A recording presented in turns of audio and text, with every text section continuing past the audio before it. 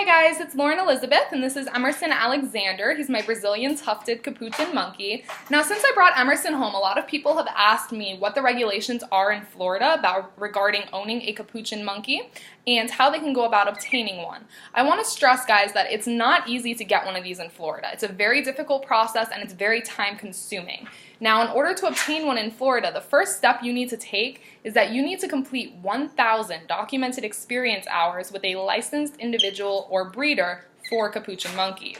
Now, those hours are to take no less than 1 full year to complete.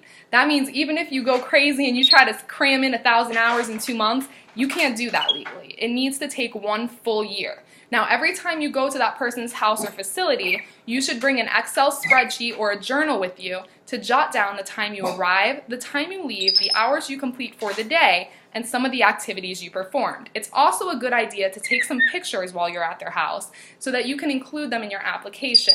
They need to sign off every time you leave their facility. At the end of the year, total up the hours and have them again sign off confirming that you did in fact complete them. You can complete hours with multiple individuals. It's actually preferred. That way you get a variety of experience. Just make sure that whoever you complete hours with is signing off for you.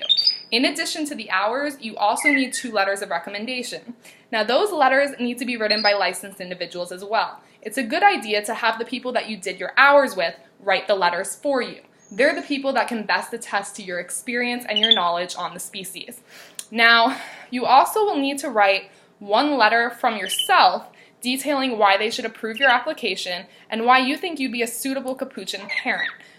It's important to base this letter more on educational reasons than personal reasons. Wanting a Capuchin because you can't have children or because you think it'd be a fun addition to your household is not a good reason in Florida Wildlife and Conservation Commission's eyes to approve your application. So it's a good idea to put a lot of thought into that letter and to make sure that you think it'll get you approved. Now, you also need a minimum 6 foot by 6 foot by 6 foot cage with a double entry security door. That is a safety measure required by Florida law, and they will come out and check that cage before they approve your license. You also are subject to unannounced annual inspections after that to make sure you're continuing to meet the required code.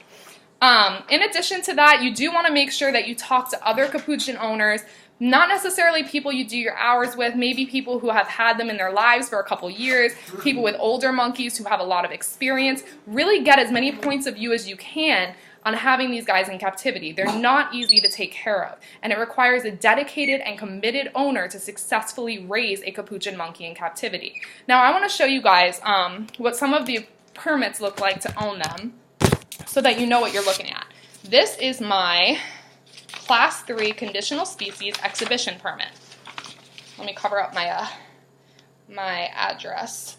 I'll just show you guys the top. So it looks something like this. It says for public sale or exhibition. It says my address below, and then at the bottom it says licensed to own all mammals including Capuchin monkeys. Now that's what they send you after you send your application in and you are approved, after the pre-licensing inspection and everything.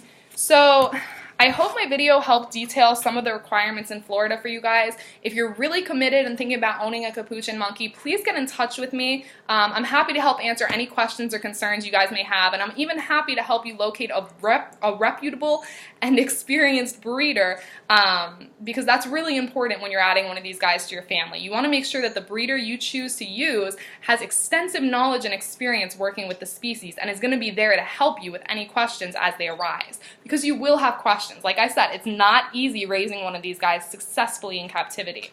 So comment below if you guys have questions. Feel free to reach out to me, and definitely follow our page on Facebook for more updates.